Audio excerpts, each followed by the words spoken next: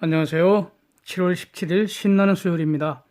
미국 주식시장은 slip from record highs, 딱 맞는 말인 것 같습니다. 사상 최고치 갱신 계속해 가다가 오후에 살짝 미끄러졌습니다. 최근에 급등한 반도체 지수가 1%대 하락했고요. 이것이 나스닥 0.4%대 끌어내렸습니다. 은행주 실적 발표는 순조롭게 나쁘지 않게 출발을 했죠. 그런데 long way to go on trade. Can slap tariffs on an additional 3,250억 달러. If we want. 네. 트럼프가 기자들에게 이렇게 말했다는 겁니다. 미중 무역 협상에 갈 길이 멀다. 추가 관세 때릴 수 있다. 자, 이 말 들으면 지금 주가는 사상 최고치로 계속 올라와 있는데 내릴 것 같습니다. 그죠? 하여튼 이 말 때문에 내렸다고 이제 주력 언론들이 전하고 있습니다. 그런데 찔끔 내렸고요. 팔고 싶은데 트럼프가 구실 준 것 같습니다.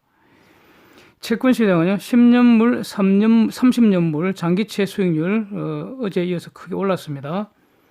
환율 보면 미국 경제 데이터 아주 강하게 나왔습니다. 그래서 달러 강세 이어졌고요. 원 환율은 약세 계속되었습니다. 원 환율은 당분간 강세 보이기 힘들다고 봅니다. 유가는 WTI, 브렌트유 모두 크게 내렸습니다. 거의 뭐 한 4%대 급락하다가 약간 하락폭이 좀 축소된 것 같습니다. 환율과 유가에 대해서는 지난달에 제가 올린 분석 모델 그대로 유지를 합니다.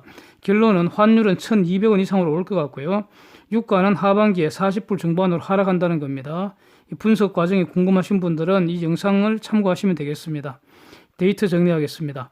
유럽에서는 독일 경제 특히 안 좋은 것 같습니다. 경제 전망 지수 3개월째 찌그러지고 있고 경기 동향 지수도 예상보다 아주 악화된 모습입니다. 미국은요, 제조업 생산, 소매 판매 모두 예상보다 매우 강합니다. 미국 설비 가동률도 살짝 내리긴 했지만 과거에 비하면 매우 높은 수준 유지하고 있습니다. 쟁점들 보겠습니다. 어닝 뉴스부터 보죠. 골드만삭스 예상보다 매우 좋은 실적 발표했고요. 그래서 1.9%대 급등했습니다. JP모건도 예상에 부합하는 실적 발표했습니다.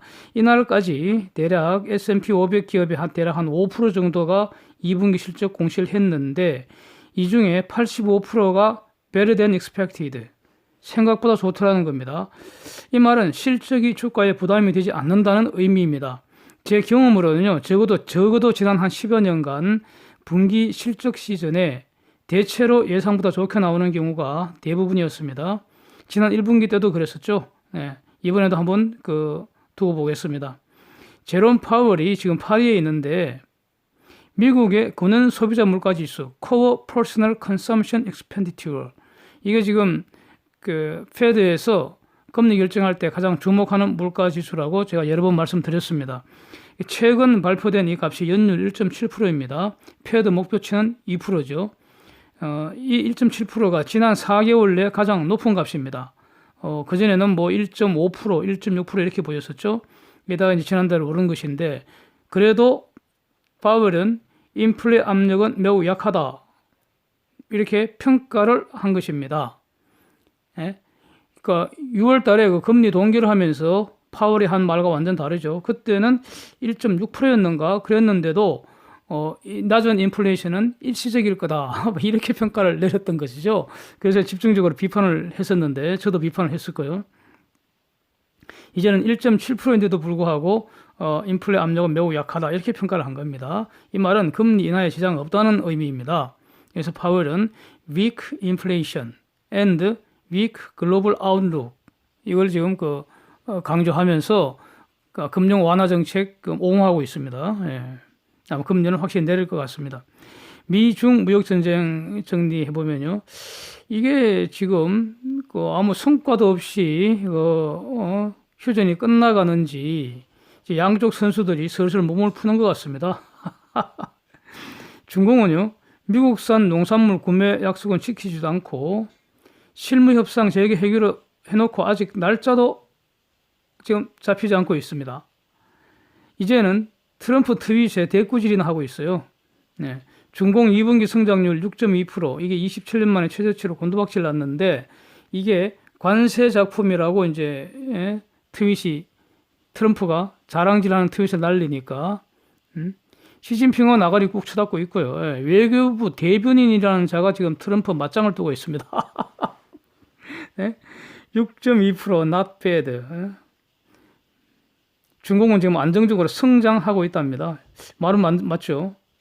미국은 고작 몇 프로 성장했냐, 너희보다는 우리가 낫지 않냐, 어? 중국에서 기업 떠난다고 트럼프가 자꾸 헛소리하고 있는데 새로 들어오는 기업이 더 많다. 어?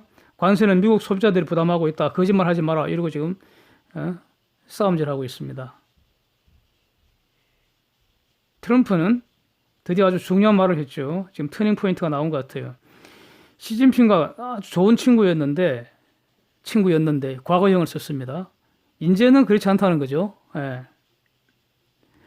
시진핑은 중국을 위하여, 나는 미국을 위하여 할 수 없다 이겁니다. 이제 좀 안면 좀 바꾸자 이런 뜻인 것 같습니다.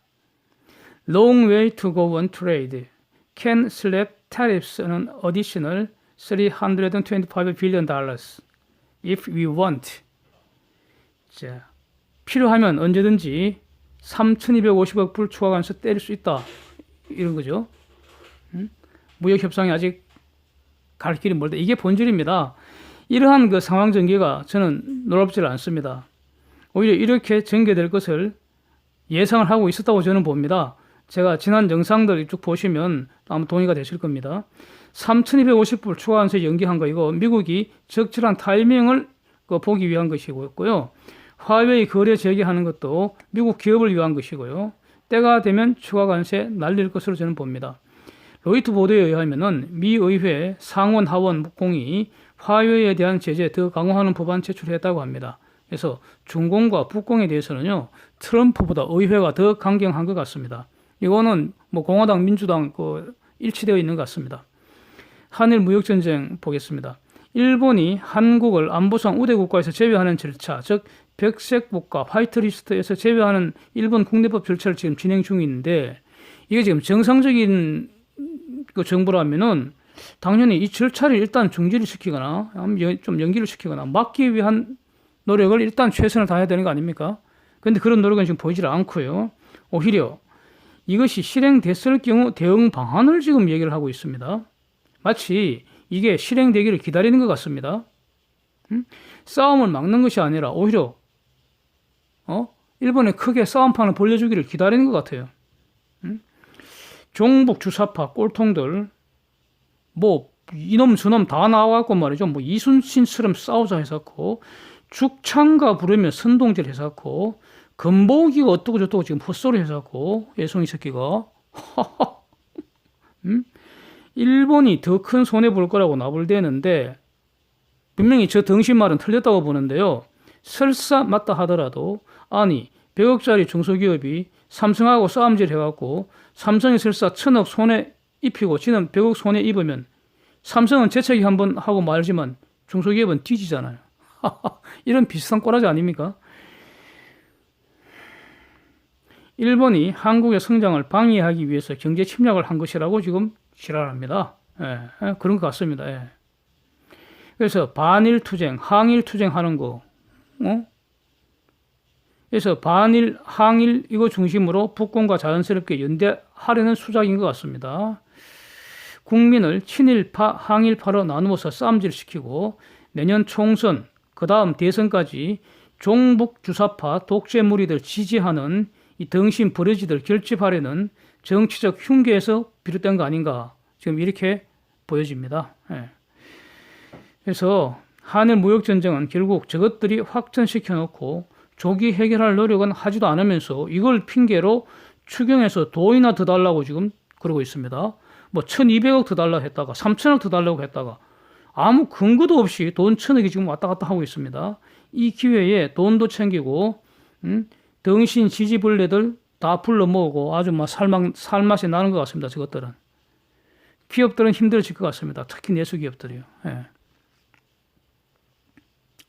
이란이 탄도미사일 관련 협상할 것 같다. 폼페오 이렇게 말했는데 그래서 어떤 그 보도는 이것 때문에 유가가 크게 내렸다 이런 보도도 있었습니다.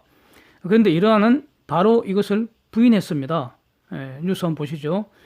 이란 대통령 로하니는 대화 조건으로 기존의 제재 일단 모두 해제하라 이러고 있죠. 근데 물론 미국은 이러한 조건 없이 협상하자는 것이고요. 네. 하여튼 이렇게 진행되고 있습니다. 또 다른 뉴스에 보면은 그러니까 영국이 시리아로 가는 이란의 유조선을 지금 납포를 했지 않습니까? 압류하고 있지 않습니까? 그래서 이란은 그거 계속 돌려달라. 돌려주지 않으면 우리도 보복하겠다 이러고 있고요. 영국 입장에서는 EU 차원에서 시리아는 지금 제재를 받고 있잖아요. EU 차원의 제재를 받고 있다 이겁니다. 그래서 전략물자 반입이 금지되는데 이걸 어기고 이란이 원유를 판 거니까. 그래서 영국 입장은 이란이 시리아에 원유를 보내지 않는다고 확약하면은 유조선 돌려줄 수 있다. 이렇게 지금 이야기가 오고 가고 있는 중이죠. 영국 입장도 불필요하게 이란과 다투고 싶지 않다는 어떤 속내가 있는 것 같습니다. 그런데 문제는 이스라엘의 어떤 시민단체, 법무부인 쪽에서 이란이 헤즈볼라나 이런 테러 지원 활동으로 이스라엘계 미국인이 죽거나 부상을 입었다, 사상당했다. 그래서 여기에 대한 손해배상으로 활용하기 위해서 영국이 압류한 이란 유조선 이거 돌려주지 말라는 가처분 소송을 냈다는 겁니다. 이렇게 되면은 이 소송 절차가 끝날 때까지 이거 영국 마음대로 못 돌려주는 거죠. 자, 이런 상황입니다. 과거에도 이런 비슷한 사례가 있었습니다. 네. 하여튼 이스라엘 대응방은 대단히 재미있습니다. 네. 자, 이런 어떤 데이터들 또 쟁점들 전제로 투자의 어떤 통찰력을 얻을 수 있는지 한번 살펴보겠습니다. 한국 시장은요, 기존에 북공 리스크 있었죠. 이걸 지정학적 리스크, 지오폴리티컬 리스크 이렇게 불려오고 있지 않았습니까? 그런데 기존의 북공 리스크에다 플러스해서 무능하고 사악한 종북 주사파 독재 정권 리스크가 지금 추가된 상황인 것 같습니다. 한국도 경제 위기 상황인데 저 사람들은 이 경제 위기를 해결할 마음도 없는 것 같고요. 또 중요한 것은 능력도 없는 것으로 보입니다. 그래서 한국 경제 위기는 더 악화되리라 봅니다. 오히려 경제 위기 상황을 친일, 항일, 편가르기에 활용할 것으로 보입니다. 아주 심각하죠. 결국 이 모든 부담은 기업과 국민이 지게 될 것이죠. 한국 종합주가지수 그래서 새로운 잃어버린 세월 시작될 것 같습니다. 글로벌 대표 업종, 대표 기업들 중심으로 이건 투자하는 게 좋을 것 같습니다. 저는 종합주가지수는 크게 봐서는 박스권 움직일 거기 때문에 즉 내수 기업은 망가지고 글로벌 기업은 오르고 평균은 박스권이죠. 그래서 롱 포지션 ETF는 관심 종목에서 지우는 게 현명하리라고 저는 봅니다. 네, 이상입니다. 함께해 주셔서 감사드립니다.